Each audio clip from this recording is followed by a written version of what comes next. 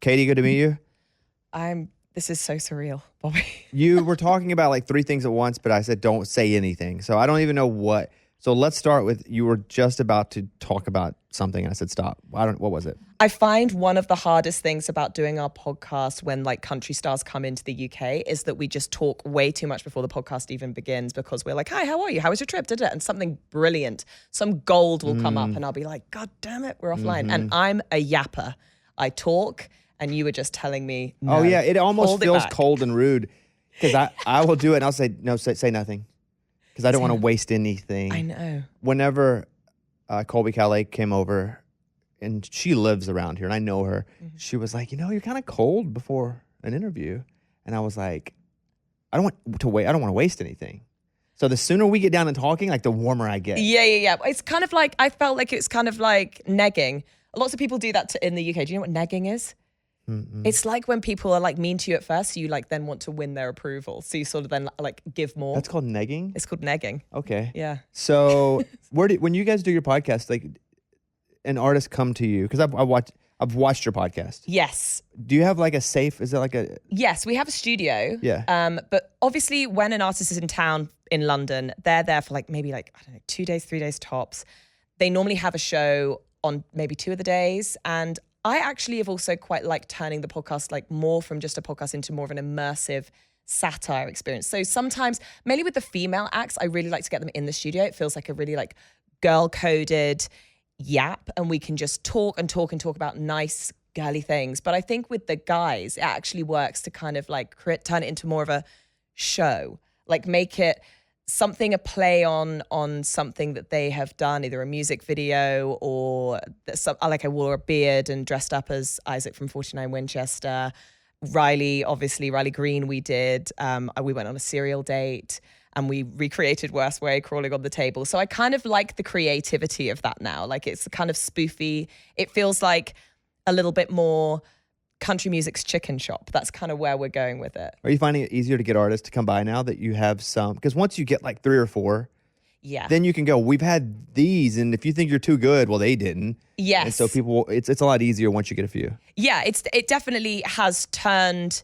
We felt the tables turned, but I will say, and this is one of the reasons why I wanted to start a country music podcast in the UK, is that I kind of saw the gap that when country artists come over, they actually do a press run that kind of means you get better access quicker in the UK, because there's not so many.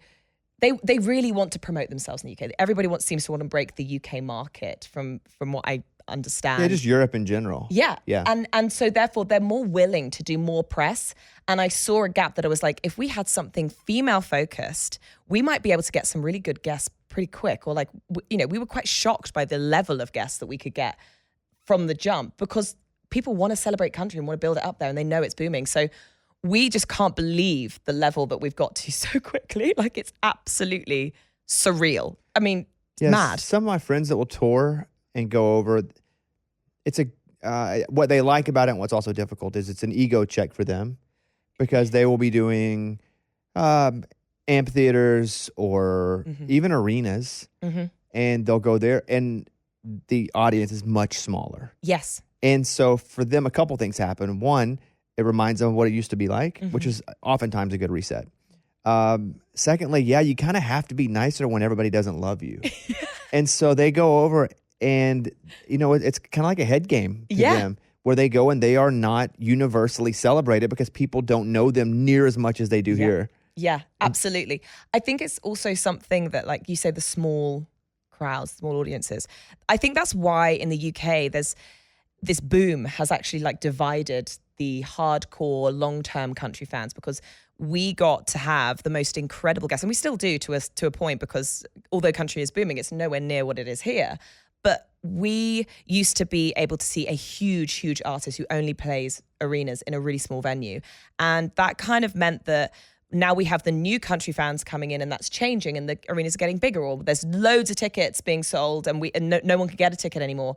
Those old school country fans are really frustrated, because they used to be able to see Luke Combs in like a 300 person venue for 20 quid. Like the originals. Yeah. That's like any band here whenever you're like a day oneer and they start to get popular and then people are like, no, I love them. But you didn't love them back when I used to love them. Yeah. Like we've had a whole thing about the Luke Combs Wembley tickets. Like people are saying only original fans should be able to get pre-sale access. All these new fans can't come and enjoy country. And I just hate that. Like that's something that we as a podcast like want to lead. Like we want to bring in the new fan. We want to get people to bigger, better venues. We want to have like our own mini Nashville in like Camden somewhere. Like that's where I see like country music going in the UK. It's huge. Like we are a rural countryside place. We have so many things that align with country music.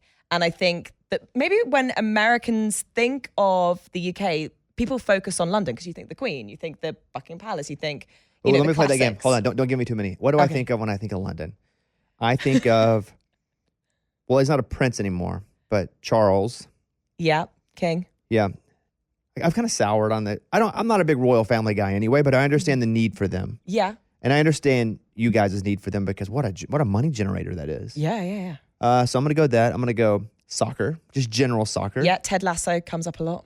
Oh, no, I wasn't even thinking Ted Lasso. I was thinking like Premier League that airs at 3 a.m. Yeah. Okay, soccer. Football. Big Ben. Yeah, football. Yeah. Big Ben. Yep. You're not thinking... Fish and chips. Yeah, fish and chips. I've been to London. Yeah? Yeah. And did you like it? Yeah, you know what I liked about it is that everything was like old. And we in America were like, man, look at this building. It's from 1912. This is old. And there's like just a random church or building from 1300 that you guys just people are just chilling in it. Yeah. That to me was amazing because I'd never seen anything like that before. So the age, and also for the most part, and I'm probably wrong, but for the most part, everything is wide and not tall. Yes. There are skyscrapers like we're in a small part of London. Yeah.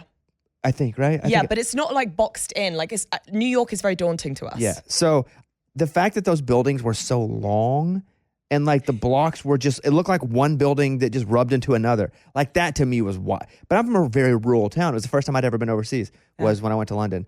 Those are what I think of when I think of London. Yeah. Okay. I mean, we have amazing history. Oasis.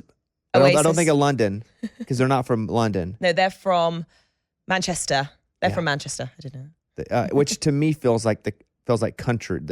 It's not rural, but not London. Manchester's still a city. They're still like city boys in a way. But I think that Manchester has more rural surroundings. The north is like would be known as a very rural place for a Londoner to think of in the UK. Where did you grow up? In London? So I'm from Surrey. No. So is that London? It's like south of London, but it's the countryside. It's like rolling hills. The Surrey Hills are very like famous for being beautiful. It's and you know it's an hour from London on the train, but it's country as I think it's country as it gets. I mean, I've lived in Devon, which is a very farming place, and that's where folk and country it's everywhere. And I think it's just sort of starting to bleed into the cities a lot more that people are listening to the music and loving it. But I just think we have so many parallels with that country lifestyle, and that's why people in the UK are trying to emulate it, and they really identify with like it's the what's the word I'm looking for? Yeah, it's the country lifestyle. It's people are wearing cowboy hats to Tesco. That's like our grocery store. Like people are doing things that you guys probably think are like cosplay, but we want to feel it. It's escapism for us, I think. There's something about that. You know, like how I watch a lot of Bravo, right? Because I watch Mormon Wives. Yes, I do. Okay, we were talking about it. I'm going to come back to this. You do your thing. I'm going to come back to that. Go ahead. Mormon Wives. Yeah. So I would watch something like Mormon Wives. I watch a lot of Housewives. But when they do Real Housewives of London, I'm like, I'm not that interested. Because we want that American escapism. It feels like it's something slightly detached. Like when we see, for example, let's go Meghan, Ella and Riley drama. Like that's like our soap opera that we're enjoying watching. And it doesn't feel like it actually affects our politics, what's going on in our day-to-day. It takes us out of what we're doing. We can enjoy the music without the political things that you maybe have to think about in terms of some artists doing this, that, the other. Like we don't have to think about that particularly. We just kind of can enjoy the music for the music. And I think that's a part of the escapism that we just can get out of our day-to-day lives. And I can listen to Morgan Wallen and I can just be like, oh, okay, I feel like I'm in Nashville. Yeah, I think I would love it a lot more if I didn't live in it. Yeah, I think that's probably very true. Yeah, I get very annoyed with it. I have a love for it, but I get very annoyed with it too because I live in it. Yeah. And then you see how, I don't know if you guys have this term, but how the sausage is made. Yeah, you see how the sausage is made. Yeah, and then you're like, you know what? The magic is shining off. Okay, I never want to see how the sausage is made, okay? And there are artists who are awesome people, but there are some that are so celebrated that are just dirt bags. Yeah. And it is so weird to see the dirt bags be celebrated as like the greatest people on earth when they're awful people. And so, but that ruins Tell me who the it. dirt bags are. Go on. No, kidding. Number one. No. But that is a thing. That's a thing for me that it makes it not as fun at times because you see the reality of what's behind it. And also, too, there's like some of my friends it's such a roll of the dice, too, in this town where people get really famous, really successful, and they're pretty good. And then you see some people that are freaking awesome. Like there's one person specifically is the only, I hope this is not an insult because when you said a term nagging, Negging. I didn't know what that was. Nagging and negging, very different things. Do you guys use industry plant? Do you know what that is? An industry plant. I think, yes, it does happen a lot. Like the... okay, so you do know what... Okay. Yeah. There's one of those here that's making it, and it drives me crazy because they're terrible. And they have hits. And I want to scream from the friggin' top of the roofs, this person sucks. They're not good. They can't sing. They have all these hits, and it's only because they were specifically placed there by somebody that has the power to do it. So that really, it turns me off a bit. Yeah. But I still have such a love, even through that. Yeah. It is quite the juxtaposition of like growing up and loving country music and then also hating the process. And also I've just fought with it too for so long because I'm not traditional. Right, yeah. I wear a freaking cardigan. I don't wear a cowboy hat. You know, you're like, we cosplay and you walk in and I'm in a cardigan and khakis. Look, I nearly put my cowboy hat on and I thought, you know what? I'm not going to do it because it seems dumb to do that in Nashville as a British person, to sit here on a podcast. I mean, it's up there, so I'm embarrassed anyway. Well, you kind of need, I think it works for you as a Brit. Wait, so why country music for you? Did you grow up listening to it at all? So I think country music and musical theatre have a really they have a lot of parallels. And I find that lots of people who like musical theatre tend to like country music because it's very literal, it tells a story, it's very emotional, it's connected. So I did some musical theatre stuff when I was younger, and then country music kind of just slid in. I had a really big love for Carrie Underwood in like, I don't know, I've loved Carrie since American Idol. I just thought she was fantastic. And I think what's interesting in the UK is that when you find one artist that you like, you then now have so many capabilities to bleed into.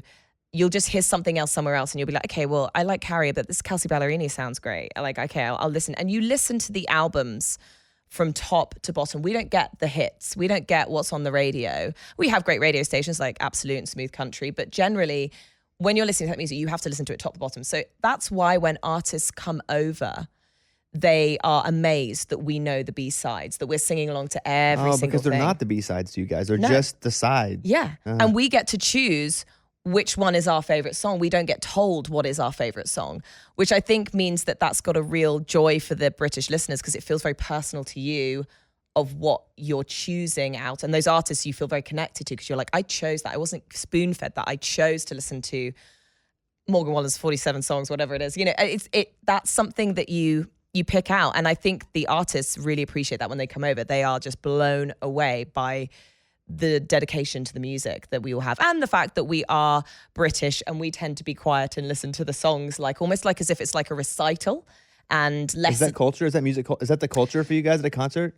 No, not all concerts. So this is what's interesting, right? So in the UK, I would say country music wasn't cool and it was definitely an older crowd that it was kind of a more mature crowd that it was kind of pitched to, like those radio stations that I just suggested. I'd say they have a slightly older listenership generally. But for the most part, for a while, I think now that's changed. But I think, so then the older crowd would go and they wanted to have a very peaceful, enjoyable, nice evening. And I'd often go and feel like I was like one of the youngest people in the room.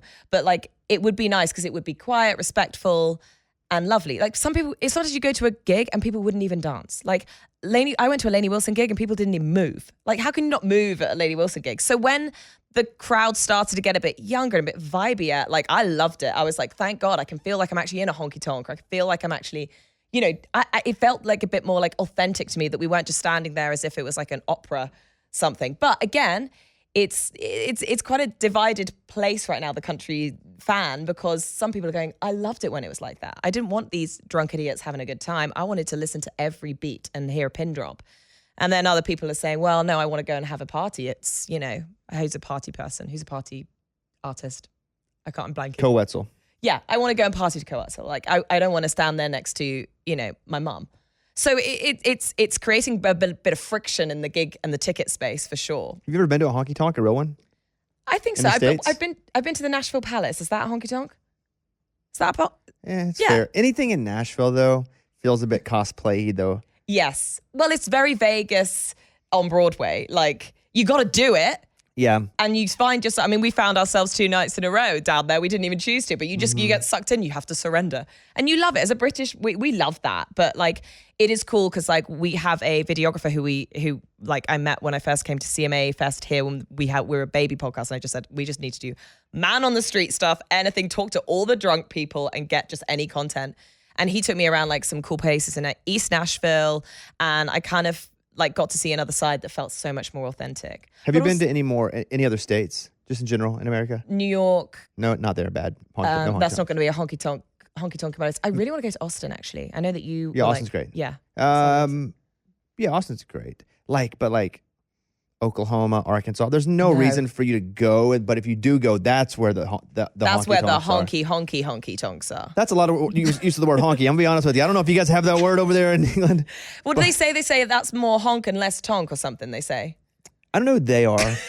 I've not said that, but yeah. So growing up, we had the Electric Cowboy in Arkansas, and a lot of honky tonks do pull the real ones sprinkle in like 90s to 2000s hip hop. Yeah, right, okay. The ones that are like trying to be fake honky tonks really do the extra honk, as you'd say. Extra honk. Yeah. Well, even when I went to the Nashville Palace, like I was so shocked that they were all line dancing to like to the left, to the left, to the right, and I was like, take this to church. I really hope you don't put that in because that is. I just knew that as soon as I did that, I was like, on the feed. It's gonna go in now, isn't it? But yeah, that's like. I mean, I think that's also why all the hip hop is all sort of like bleeding into the country stuff now and is doing so well. I mean, absolutely love it. Like, so you watch Mormon Wives? Yeah, I watch Mormon Wives. I have a question. So I might not be completely up to date, but I definitely know all the key players. Great, because I don't, and I watch Dancing with the Stars. Oh, and so they kicked off the Mormon wife girl. Now, I didn't watch Mormon Wives, but I found her to be likable on Dancing with the Stars. Oh, no, I know the one you mean, and she's not likable on Mormon Wives. That was what I was so confused about because people were acting like she was a villain. I don't know her from Mormon Wives at all. What's she like on the Mormon show? She like she has a real thing for the lead girl. You know, the girl who's going to be on The Bachelor. Yes. These names are she's going to be the Bachelorette though. Yeah. She was kind of like isolated home. Was very I think she was very shameful because the lead girl on Mormon Wives, she was doing swinging, right? She was like soft cheating, soft swinging, or whatever it was. Soft. Yeah. I mean, just keys in a bowl. Let's go. Like you're cheating, you're swinging, whatever. She was doing some explorative stuff, which was obviously shameful in the Mormon community to a point, but apparently it happens a lot. Actually, I don't know. Real Housewives of Salt Lake City have been suggesting that it's actually happening a lot more. I think Whitney and Bronwyn had a really big conversation about swinging this week. But anyway, I digress. Is Whitney's the one we're talking about? No, so there's another, confusing. There's a Whitney on Real Housewives of Salt Lake City, and there's a Whitney on Mormon Wives, I think is the one that you're talking about, has just been kicked Whitney off. Levitt, I think is her name. Who was kicked off? Yeah. But she was very slut-shamey, I'd say, maybe that's a bit strong, slut-shamey of the lead girl, I can't remember her bloody name, the main central girl, and I think that then she kind of like was pitting everyone against her. Then it turned out that like her husband was addicted to porn, so like it was kind of like hypocritical that she was being so because he was having some extramarital things going on, so it was kind of like don't project your insecurities on another woman, and it kind of just I think that's That was my take on it. But she generally is just a bit insecure, I think. I understand a bit then why people didn't like her. I liked her just fine because I didn't know how that show painted her. And as you know, those shows find your need and then just totally paint you into the character development. I think she was a little self-righteous, and then it turned out like, the call was coming from inside the house. To be self-righteous, though, as a Mormon, like they can dance. Like generally, religion that dances the best, Mormons. Really? Why is that? Because I think they can't have sex. Oh, so they can... They do it with like a barrier. I think pants are the ultimate condom. Oh my God. So you think that like ballroom dancing is like their way of getting off? I don't know that that's true, but I did dance with the stars. It's a good theory. And they're all those dancers, they're all Mormon. Most of them are Mormon, guys and girls. And so they were so good at it. Yeah. And so I came up with that conclusion myself. I saw that I don't know if you want to talk about that. I'll talk about whatever you want. I saw that you have sent back your trophy. I did. So talk me through that. What's happened? So they've been saying things about you, well, and it's... Good interviewer here, Katie. Haven't really talked about this at length, so I'm happy to. Here we are.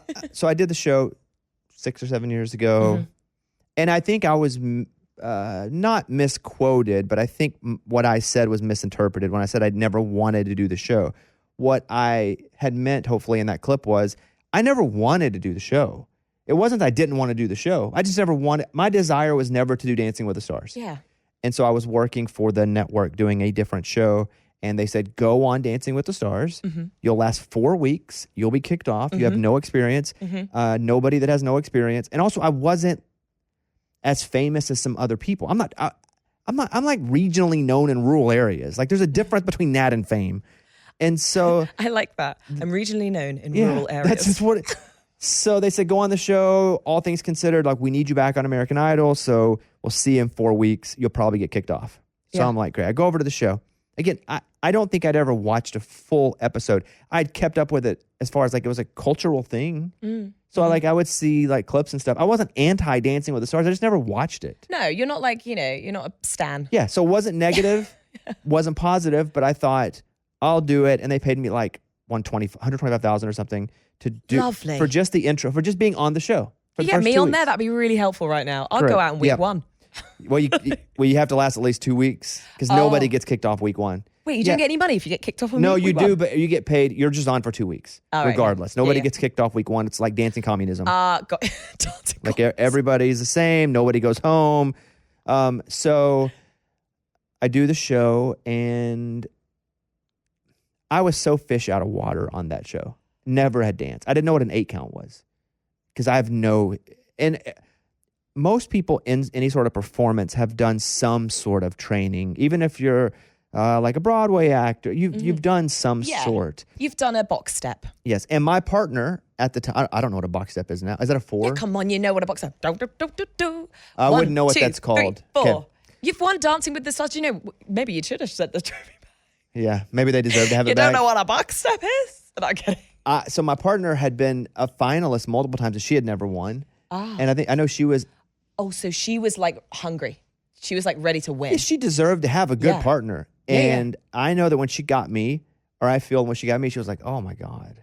Not because of who I was, not because like me as a person, I'm fun and I work hard, but I had no clue. Like she was having to start from negative. And so did the show. I had no idea because they don't tell you week to week. There's like a federal law because of a quiz show that, way back in like maybe the 60s. When there's money involved in a show, you can show no favoritism to any contestant. You can't cut somebody because you just don't want them on the show. Like it has to be done by the book. So, but they also wouldn't tell us where we were finishing each week. All I know is I was never in the bottom 3. And so the show happened and I just kept on. I kept living every week. I was not in the bottom 3.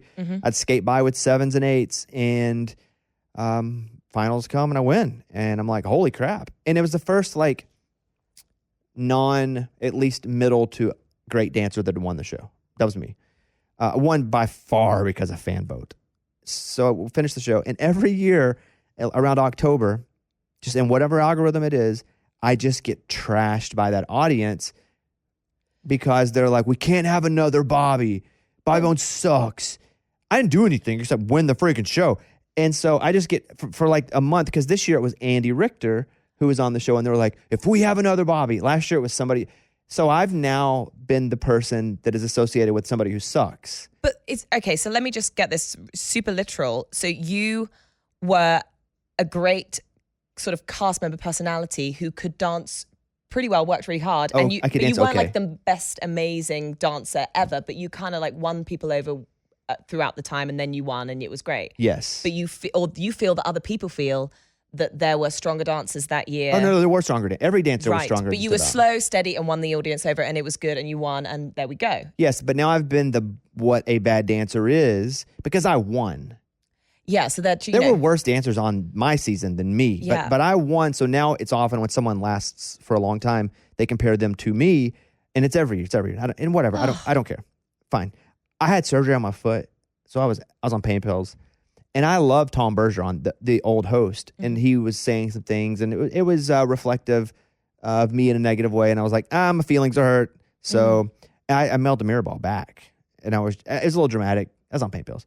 And I thought, if I'm going to get on and say this, I should at least show it, just not be a video. I'll just send the trophy back. And so I sent the trophy back as a gesture. Like, you guys don't want me to be there? Here's the trophy. But I loved my time on the show. I loved everybody associated with the show. The network has reached out to me and said, hey, oops, sorry about that. Have you heard from anyone? Yeah. They, What did they say? A few days ago. Oh, we get the receipts. I can read to you. Oh my. I've not talked about this yet. It's not nice to be the scapegoat for someone else's agenda. I feel like we sometimes get a little bit of that because we're pushing the envelope with our interviews. I get a lot of heat from things like that, so I can relate. And I get heat a lot for saying things, but I'm okay with that because I said it. Yeah. I've now been the guy that represents everybody. The thing, and I rewatched all my dances for the first time ever and did a whole series that had nothing to do with this, and actually wasn't that bad. But I just believed I was so bad because the internet had told me I was so bad for so long. This is, I won't say who this is, but this is a high executive. Saw your post. I'm brokenhearted. And I said, it's okay. I have my feelings hurt. I was also on pain pills. And they said, I'm not sure why Tom did that. And I said, yeah. And, that sucked. He isn't even on the show anymore, and it's so disappointing on his part. I can speak for the show and the network. We all love you. We loved your time on the show. Clearly, America loved you as well. Don't listen to people trying to get their 10 minutes. And then there was some other network stuff. So they reached out and they were like, hey, I don't know who opens that trophy and gets it and is like, what is this in the mail? I like that you're reactive, though. You're like me. Someone hurts me, I'm doing something back. But the interesting thing you say there is that, like, they're getting their 10 minutes. Like, so we're most known probably for when I crawled across the table to Riley Green, right? And there was like 10 people in the room, his team in London, his team from Nashville, like some of my producer, everything like that. So everything was above board. I'd interviewed him before. His managers followed like us from day one. He liked what I did and knew we were going to get some good personality out of him and talk about the music. And we then had, I'd say like 3 or 4 people interview Riley after that went out and said, well-known publications and well-known things in the UK saying, did you feel uncomfortable when she did that? Did you feel uncomfortable? How did you feel if a woman did that? If a man did that, it would be a completely different thing. Yada, yada, yada. Not obviously realized, just kind of like leading the audience. And it's such a strange thing to do for one interviewer to talk about another interview, right? Journalistically, like it feels weird. And I just thought, like, why are they doing that? Are they trying to get the 10 minutes of riding off the wave? Once it hits a certain amount of streams, you're now the story. Yeah. So that's the story. I've become the story a bunch of times. I just had a conversation with somebody about something similar because they had done something that had gone viral. And they were feeling a lot of negativity from the thing that went viral. But what was gone viral was not negative at all. But what I had described to this person was, imagine you're standing on the floor, but you're standing on a pedestal that's on the floor. Yeah. It's not lifted yet. And there are 20 people that can see you because you're ground level. And there may be 3 of them that think you're an idiot of those 20. Now, it's not that loud when 3 people are telling you you're an idiot when you have 17 that are being quiet or enjoying you. Now, imagine the pedestal goes up 10 feet. Well, now like 100 people can see you. And now you've got 14, 15 people that are saying you're an idiot. Well, that feels a little louder. Even though the percentage of people that don't like you is not anymore, it does seem a bit louder. Now, imagine you boost that thing up times 10 and you've got 1 million people. Well, you're going to have 100,000 people that think you're an idiot, and they're going to come at you, and you're going to feel like I'm very hated. And actually, you're not. You have 99,000 people that love you, but they Yes. don't really speak. They just push the heart button. Yeah. And so you're not actually getting more disliked because you're getting more famous. You just have that same percentage of idiots that grows because the percentage of people are growing. So that's what happened to you. You became the story. Yeah, I feel like I needed that. You just became my therapist. It's been really weird because I thought I'm quite thick-skinned. Like I'm not 19. I thought like I've worked in sort of different industries and I was like, I'm going to be fine with this sort of trolling and the backlash and stuff like that. But it hurts and it's not something I expected when you are trying to be comedic or like trying to like entertain people that they can come for you in that way. And I think because we are British humor meets Nashville Guy is a lot of what we do. It provokes people in different ways. And I'm happy with that because it means we're doing something right. Like we're entertaining, we're a different interview. There's definitely space for a legendary interview, but there's space for this new kind of interview that is something else. And, that's been proved with, as I say, Chicken Shop, Call Her Daddy. Like there is different ways of doing things and there's an audience for it.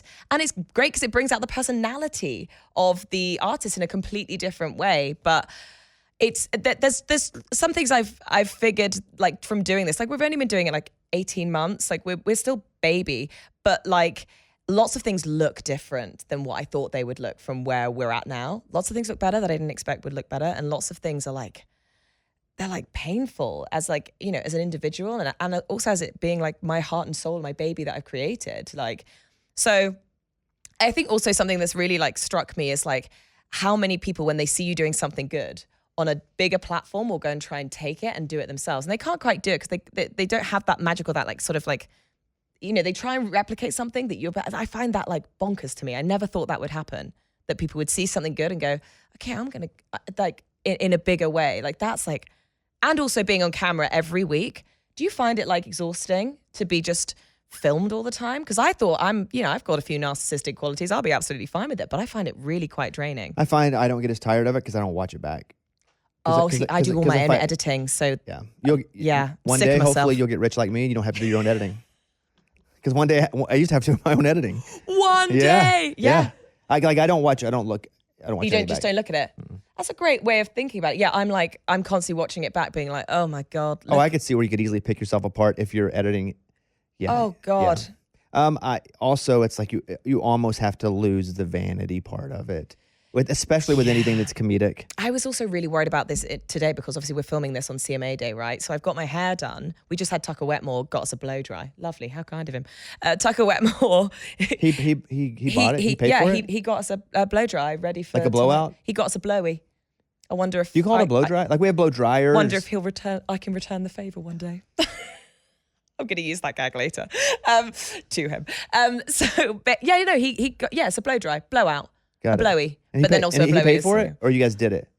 No, he didn't. He wasn't blow drying my hair out. But he paid for. Did he pay for you to go and get it done? Yes. Well, his PR team did, but yes, he's doing that today. Yes. Got it. So yes. So because it's the blondes and the brunettes fighting it out. He has the new song Brunette. So I got my hair blow dried up, but then I was like, I don't want to look like I come on here like a drag queen looking crazy for your thing. But then I've also got to go and sit on I'm going on the red carpet with a Union Jack mini Spice Girl dress. I got to stand out there. Oh, that's cool. The Union Jack. That's what I think of for Ginger Spice. That's the I am doing Ginger Spice. I just watched a TikTok of is it terrible? I didn't like it for the record. I didn't push like, but I was entertained, and it was like this dude was ranking all the Spice Girls how hot they are now. Terrible. That is terrible. I watched it all. I'd still watch it. Yeah. Yeah, I watched it all. But we could probably sit here and do it, but we don't pit women against each other. But they never showed Ginger. They were like, she's number one, but they never showed her. See, I was talking to Cassie Ashton about this the other day, right? When we were younger, I think all the girls wanted to be Baby Spice. And when we're older, we're like, no, Ginger Spice was it. Like Ginger was cool, mouthy, sexy, hot. And we all just wanted to be Baby Spice. Baby Spice is still kind of killing it though, right? Isn't she like she's a radio presenter on Heart. Breakfast? Yeah, Emma Bunton. Yeah. Yeah, she is killing it. Do people like Victoria? Is she well liked or is she just famous? She is a national treasure, an icon. I think people fall in and out of love with the Beckhams all the time. I think that are they so famous that they can't be human? No, I think she actually humanizes herself. She's actually very, very funny. So I think she humanizes herself well. I think that they are like British royalty in their own way. They're amazing. But I think she's amazing. I hear things about him that I don't know. I don't know. Have you seen him in person? Yes. Is he strikingly good looking? I think he's had too much filler. Yeah. Sorry, David. I can Love see it you. because I think that's general, like Gen Pop in performance. Everybody wants to keep up, and so they can look great on camera and they look odd Well, in have you seen person. Bradley Cooper? I've not seen him in person. He had a chin job very early on in the day. If you go back and watch Sex and the City, you know he's in Sex and the City. Mm-mm. He has an episode with Sarah Jessica Parker where he's like playing some young guy that she's like running around in the clubs with, and his chin is so different to when you see him in like The Hangover, like 10 years later. He had a chin job early in the game, but now he's gone too far with the filler. Have you seen him in person? In real life? No, but you just have seen the contrast of him. I've seen pictures recently. Actually, no, I have seen him in person once in Chiltern Firehouse, very dimly lit. And I was like, oh my God, there's... Is that a restaurant? Yeah, bar? it's like kind of like a Soho Housey kind of very like you always see celebrities there. I don't know what the hell I was doing there. I was probably lost. But I saw him. And do people think you're famous now? Do you get that at all? I think if I answer this question, everyone will rinse me back at That's home. okay. You're like, that's absolutely fine. No, I would say I can't even look at you straight. My best friend who I created the podcast with is here in the room with me, and I can't even answer this question looking at her. I think in the country scene, we're very well known. In any other scene, I'm an absolute nobody. But the country scene is popping. And so but that's fractional fame in general. I think now, it's hard to be ubiquitous. Yeah. It's hard to be just famous, but you can own an area. But that's the craziest thing. Yeah. Is that like when we've come here, I haven't come back since the podcast has been like a thing, and we've come back. I got recognized on the plane. I got recognized like so many places here. I'm more famous here than I am in the UK. And I'm like, what the hell's that? Because half of our audience is Nashville, because I think that you guys want to see a British girl interviewing these stars in a completely different way. I think that's kind of like an interesting, like, what? I think it was harder when we started, because when we started the podcast, it was me and Ozzy, who's in the room today. We kind of like sat on the sofa just shooting the shit. And I think that was less interesting to an American audience because they don't want to hear two British girls talk about country music so much, because you're like, you don't know what you're talking about. Like, you don't live here, you don't breathe it, But I think as I've now gone more guest focused, I think it's piqued the interest of the American audience a lot more, because they want to see that sort of like very strange interview they've never seen before. But do you know how the podcast started or why it started? Of course I do, but tell everybody else how it started. So basically, I was getting married, I was engaged to a lovely, lovely guy. Still love him very dearly. But we lived in a sort of farming community called Devon. It's beautiful. If you ever get the chance to go.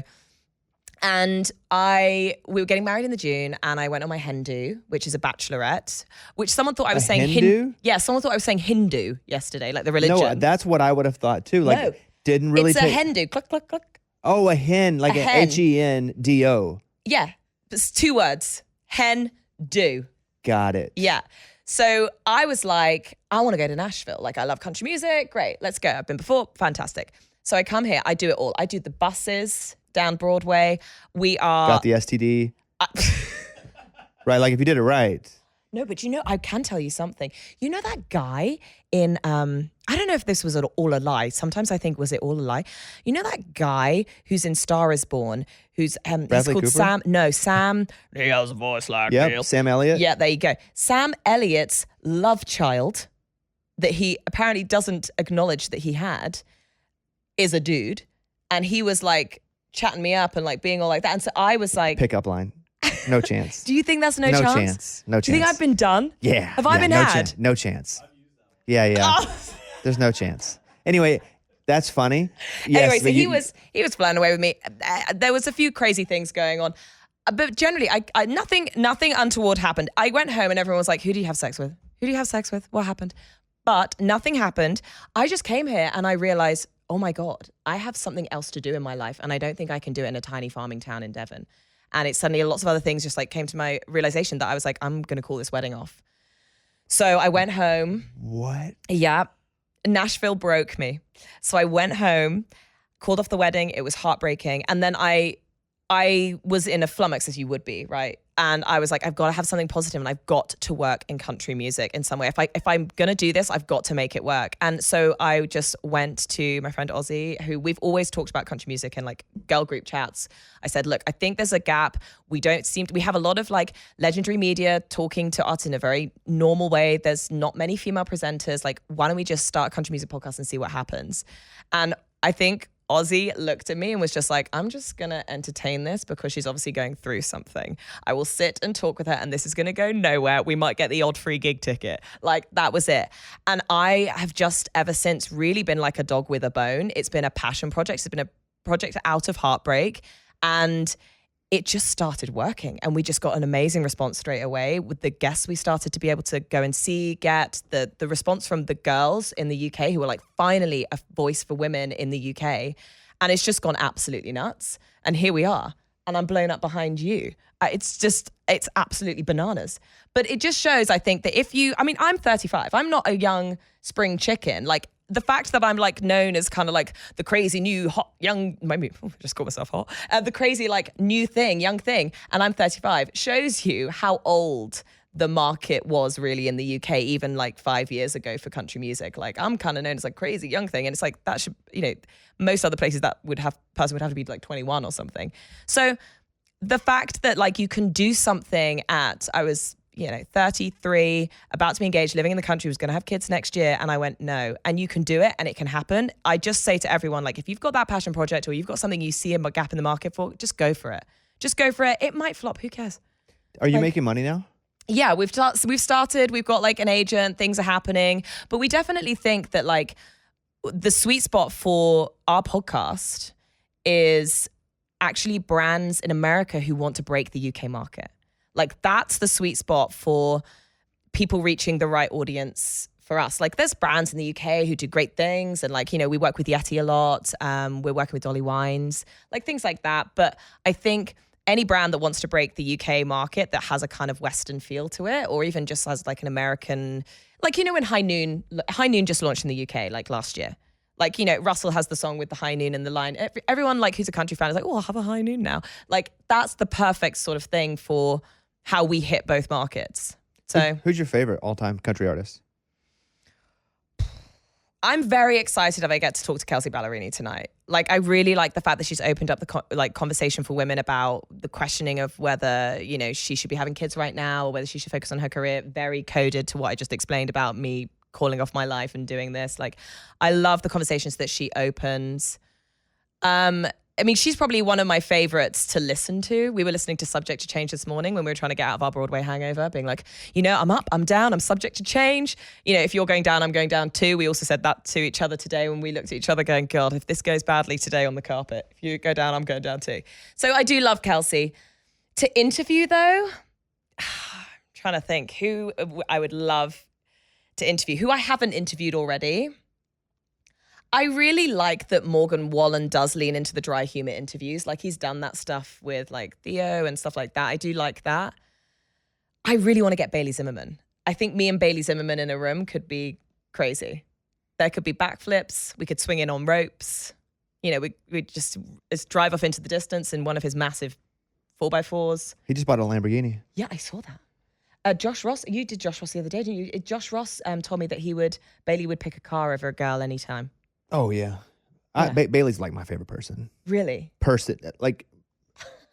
People, yes. Really? Yeah, just because we just grew up very similar. Mm-hmm. And so, like, I kind of get it. Yeah. And so, yeah, I love Bailey. Yeah.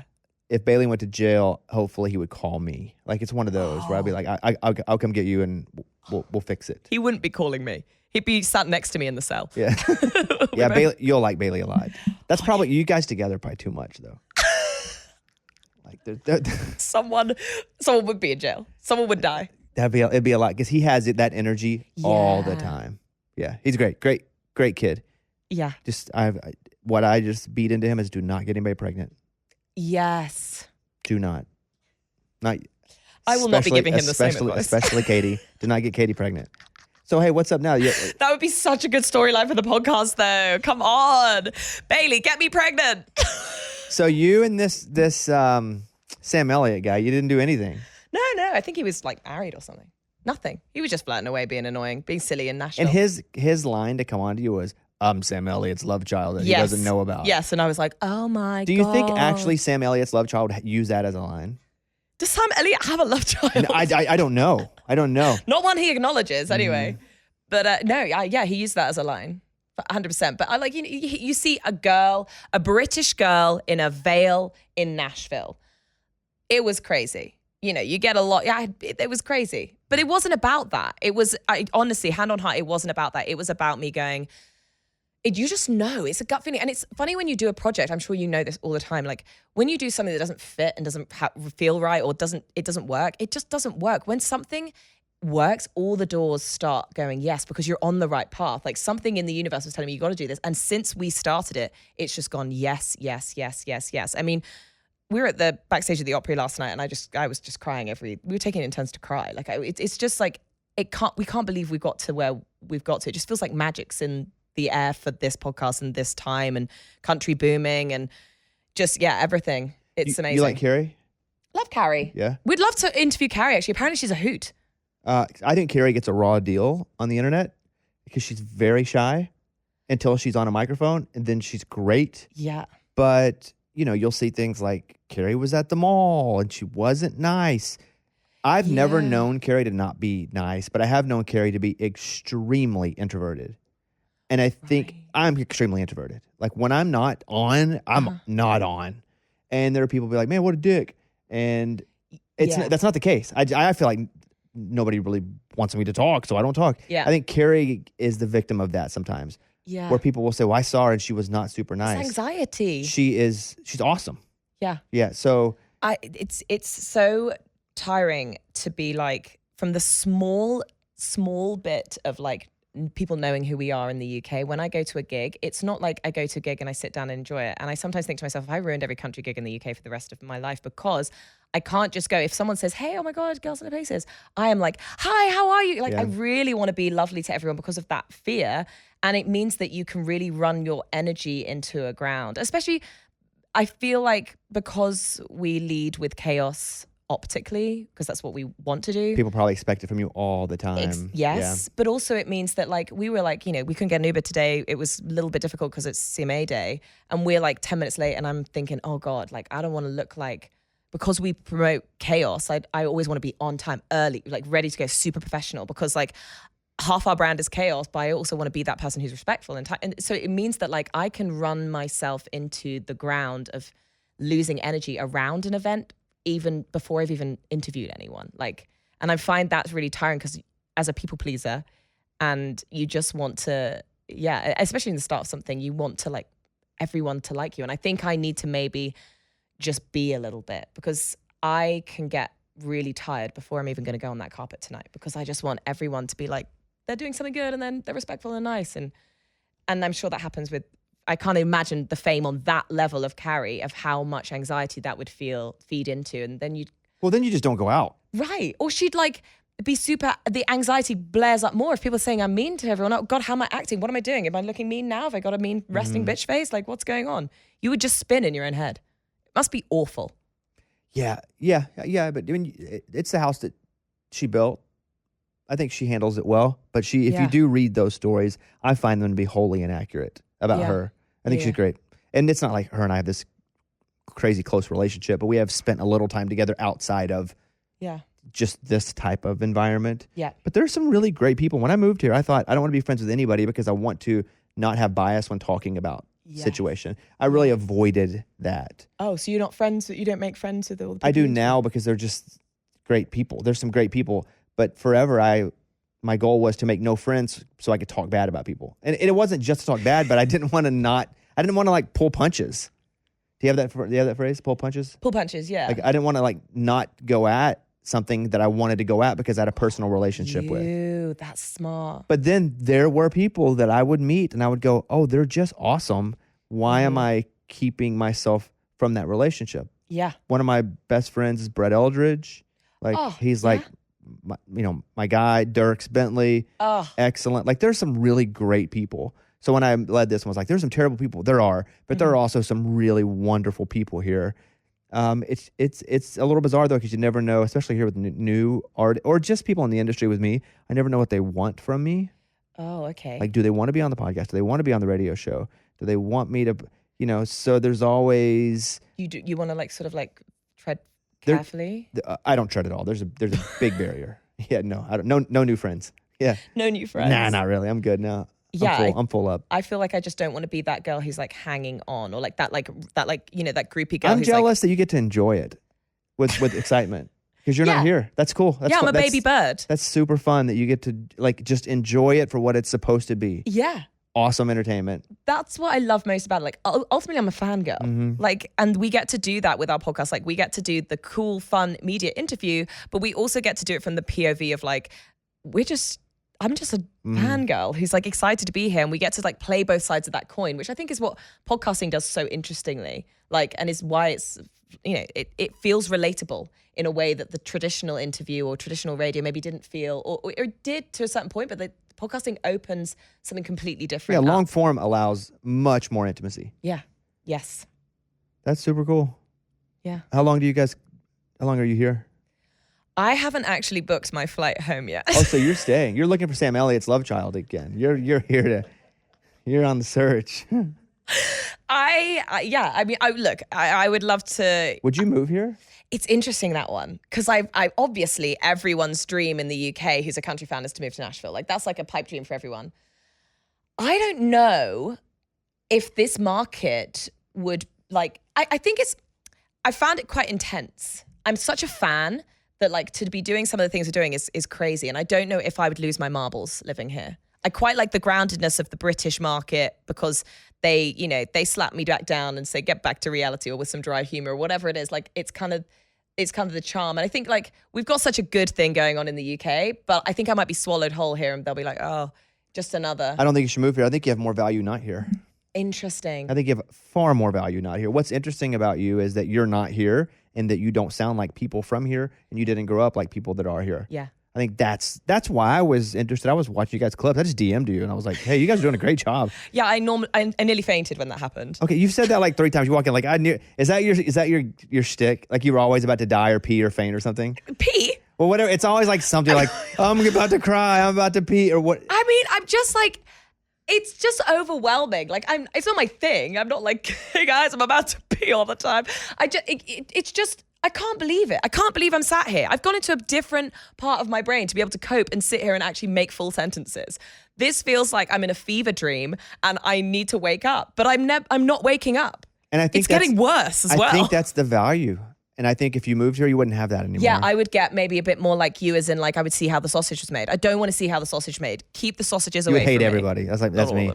You just hate everybody. Like you hate everybody to start, and then they have to like earn like. Oh, so you like you hate everyone, and then if they shock you, you're like, okay. Entertainment wise. Yes. Oh, okay, yeah. It's like, Who's your favorite artist? What capacity? Just generally. Like to listen to musically. If I did, I'll just do my Mount Rushmore. John Mayer, Casey Musgraves. Oh yeah. Counting Crows. Oh, okay.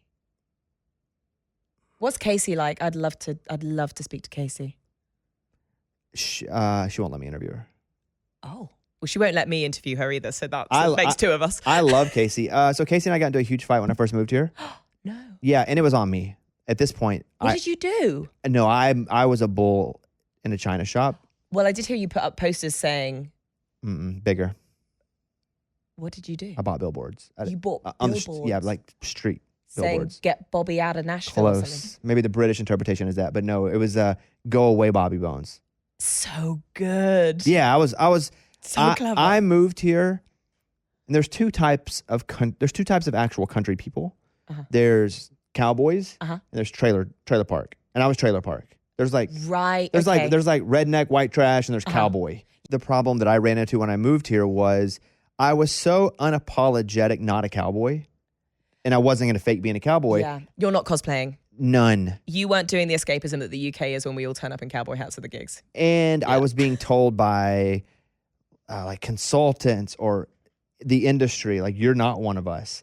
Yeah. And my tendency is, okay, I'm really not one of you then. And so I was out of control. I had knives out. I was attacking anything that I felt at all was coming at me. It was a really difficult 3 or 4 years anyway. You threatened Casey Musgrave with a knife. Not literally. We had a moment during the CMA interviews when I used to do those. And now I understand Casey's just quiet. It's like the Carrie thing. Yeah. And I took it as one thing, like, oh, she's not being very nice. It absolutely wasn't that. Yeah. It was her personality met my knives out. Yep. And I just went on the air and was just like I would with 10 other people, just eviscerate people. And would be like, this sucks. I've since said I was completely in the wrong and sorry. And I've even seen her and was like, hey, I'm really sorry about that. And she was like, oh man, we're all good. Yeah. But she doesn't do a lot of interviews anyway. Yeah. So I don't think like she's avoiding me. No, she's just kind of like I don't want to say doesn't need to, but there are some stars who like are just focusing on the music, what they want to do, and they don't want to do the press, and that's cool. And it makes them cooler by not doing anything if you can commit to not doing anything. Yes. So Casey's my favorite. Like, love Casey. So she's and then probably someone like do you know who Ben Folds is? Ben Folds. I just like instruments, and I think that's why I like country music. Yes. I like acoustic guitars and pianos. Right, yes. It's simplicity. Very much so. And so, but I grew up in a very rural Arkansas town, trailer park type situation, moved here, and I was playing some hip hop on the country station. I was just still myself. I never changed, and it wasn't met warmly by this area because I just wasn't part of the system. And then when they told me I wasn't part of the system and I wasn't going to survive, that's when I really got angry with the system. And it's revisionist history. I showed up and everything was great. Now everything's great. Yeah. But it definitely wasn't for a long time. And so I bought billboards in the city that had no attachment to me that said, go away, Bobby Bones. For the simple reason of I wanted people to either go, who is Bobby Bones? Or why are they picking on Bobby Bones? Or I agree. Those 3 reasons. Yeah. Never said anything about it. And then until I wrote my first book, nobody knew for years. It's brilliant. Now it is. It was risky. Yeah, risky at the time. Yeah, but expensive at the time. I bet. Yeah. It was before I was rich. I mean, I did walk into this house today and I nearly fainted. You nearly peed as you fainted. Peed, yes. Fainted. Nearly peed in your pool. As How many CMAs have you been to? How many awards? How many CMA awards have I been to? 0. Oh, this is the first one? This is the first one. I need First your one's advice. awesome. First one's awesome. Second and third one, it gets the TV, the commercials suck at a live event. Yes, someone said something about that. But no, that. it's awesome. Number one is it's always so much fun because the performances are cool. It's just like a television taping. They're just slow and clunky in real life. Yeah. Because of how they have to be presented on television. Yeah, I have heard that. I'm a little bit worried about this Elle. So I bumped into Kelly Sutton last night and she was amazing. Kelly's awesome. She's doing it. Did you see her at the Opry? Yeah, she was at, yeah. Is that what you're talking about? You saw her at the Opry? Yes, yeah. And then I think half the words you say, I'm just kind of guessing what they are. I'm going to be honest, because I don't know sometimes, and I'm just like, well, based on the 6 words I understood, I think this is what she meant, and then I just go. So if you've noticed at times I've been a bit disconnected, like maybe I haven't responded to exactly what you said, it's a little bit of me just taking most of it and guessing. We're going to have some sort of like translation underneath or like some sort of like, yeah. I love Kelly too. Absolutely. She's been a really big champion of our podcast and like what we're doing for the female listenership. So like j'adore, but she gave me some interesting tips, interesting information that no one else had given us, by the way, which I think I was like, oh, interesting that no one else gave us that information, but Kelly she's a real one. She gave us the information that the red carpet is like an L. And like you have some people that will walk here. So let's say a Luke Combs or someone who's huge, right? They'll walk here and then they'll just keep walking into the venue. And then there'll still be loads of like more junior press on the other side of the L. So like they will only do like, you know, the top big broadcast the top stuff, and then they'll go. Mm. So little old me who will be probably by the toilets or, you know, somewhere by the bins over here because we're very junior. In the toilet. Yeah, in the toilet. Well, I'll be needed to pee the whole time, yeah. won't I? So I'll be there and I'm probably going to get not the people that maybe I was hoping for when we first. But, you know, you never know. If I'm in that Union Jack dress, they might have put me next to CNN. I don't know. We're just going to see it, wing it, and just try and, you know, get people's attention the whole time. By doing that. I'm wearing a big coat. I'm not going to be like this. Yeah, in America, that's breasts. I don't know what you were doing, but it looked like you were flashing. Well, I flashed Tucker Wetmore, and I'm quite famous for that. But that was when I came for the CMA Fest. Story was, if you haven't listened to the episode, Tucker wasn't huge yet. He was kind of like just on the up, but I'd seen him and I knew that he was super hot, but also that like the song was amazing. Wind Up Missing You was just coming out. And I was in a box next to him at the CMA Awards, and I noticed I just got tickets through, like someone had just said, hey, come here.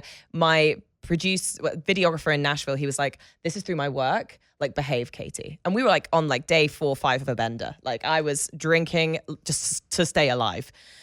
So we were there in this box. I see Tucker Wetmore is like on the other side of this glass, and I go, oh my God, that's Tucker Wetmore. I love him. And I went like this. I went heart hands, love you, Tucker. And he went back. He went, love you, Tucker. But then I was pissed, as in I was drunk. So I was like, I sort of just like emulated a flash. I was like, yeah. And then he turned around and he mooned me, like to pull his trousers down. And was like, woo. And I was like, oh my God, what a perfect moment. And my other cool Nashville friends were like, this is a work invite, Katie. This is outrageous. You can't do this. So I was like, oh my God, okay, right, I'll sit down. But anyway, 6 months passed. Tucker comes over to C2C Festival, which is a huge country music festival in the O2 in London.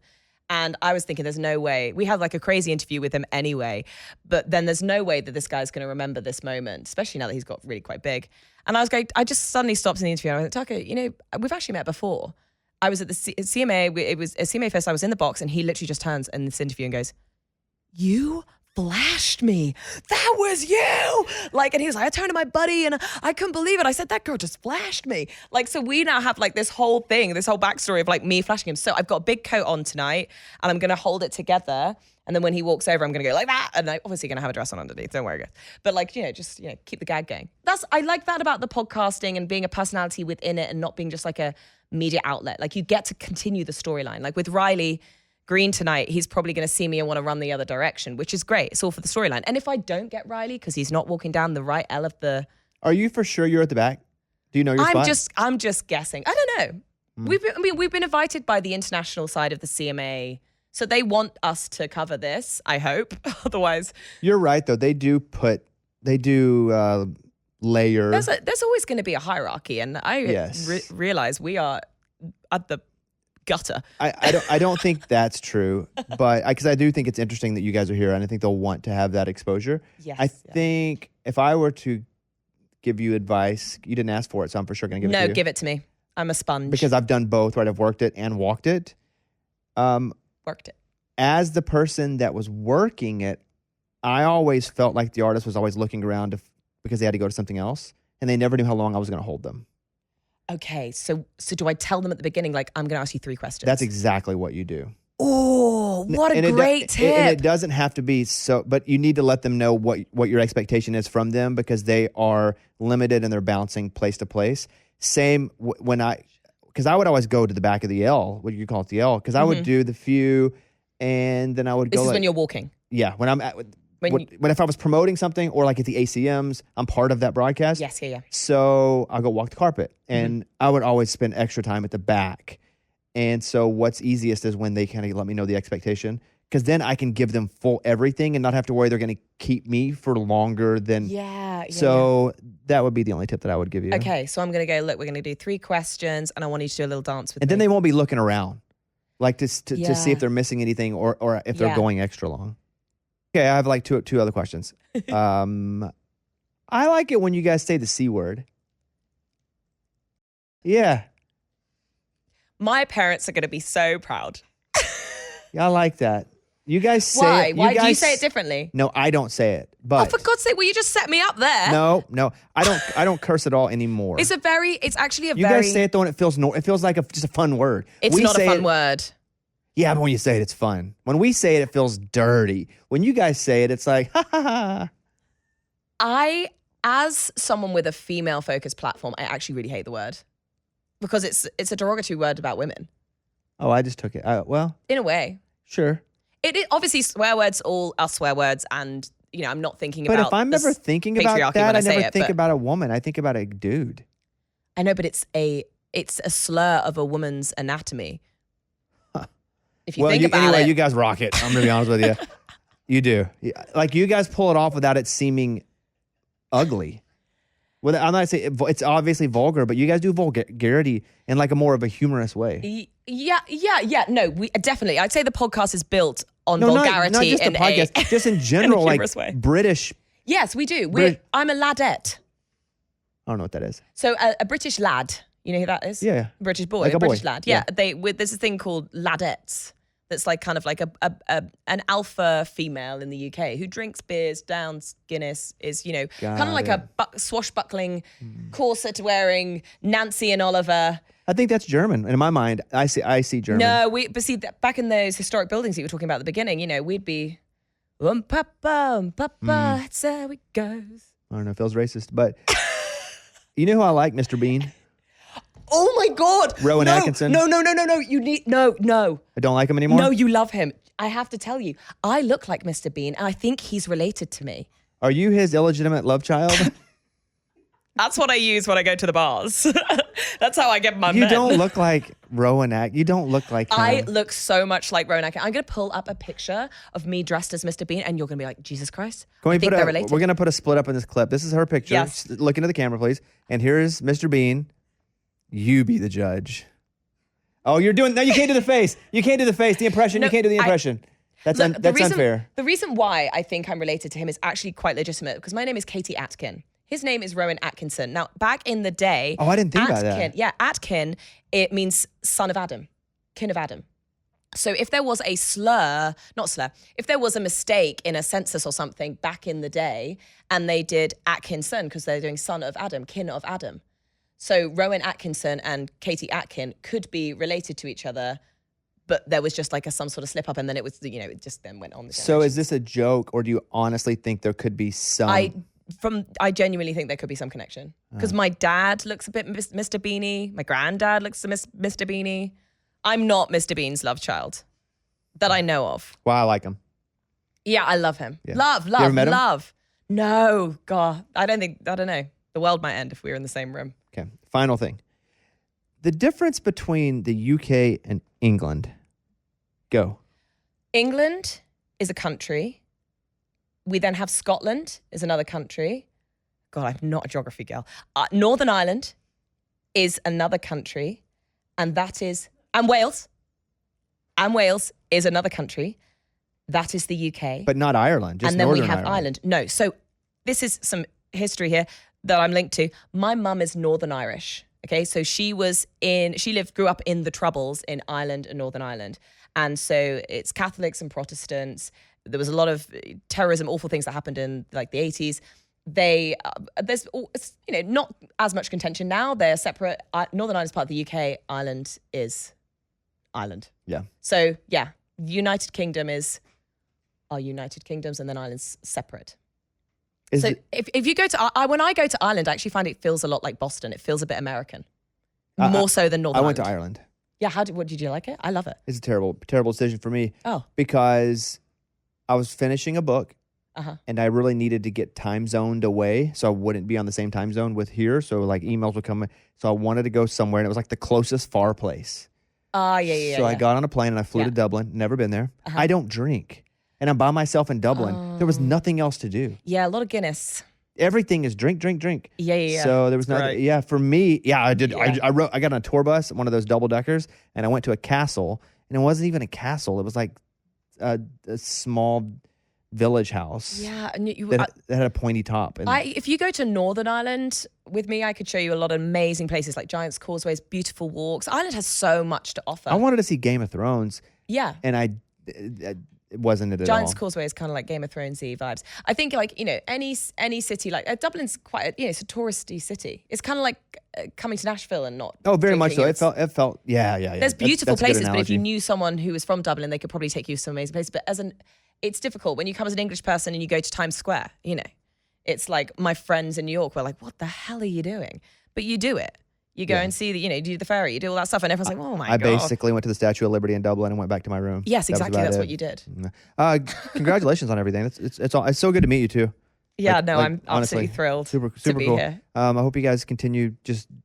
I don't move here. No, okay. Like, you want to keep an ocean between us, Bobby? Yeah, yes. Come you should come though. You should professionally make 2 times a year or so Yes. to come, because I think you're going to gather so much. But if you come here, I think it loses the value of. Yes, I agree. It's quite nice to do like a disruptive interview here, like as in like I could out of the blue, because obviously we know who's coming to the UK. So then people will be like, oh, when Ashley McBride comes, Girls in Low Places are probably going to do her. So they can kind of expect what guests we're going to have. It'd be quite nice to be able to come here every like 2-3 months and then like just do someone that they're like, what the hell, they got that person? I would never expect that. So that I would really love to do that. And like, yeah, we love it here. I'm never going to not love it here. But I think I would be mad if I lived here. And I respect You everyone. think that though, but then you just get tired. Then it's just like. Or I might be like more, I'd be less of a fangirl, as you say. A fine girl? Fangirl. Got me. I'm a again. fine Yeah, I got girl, it. though. All right, Katie. Good to see you.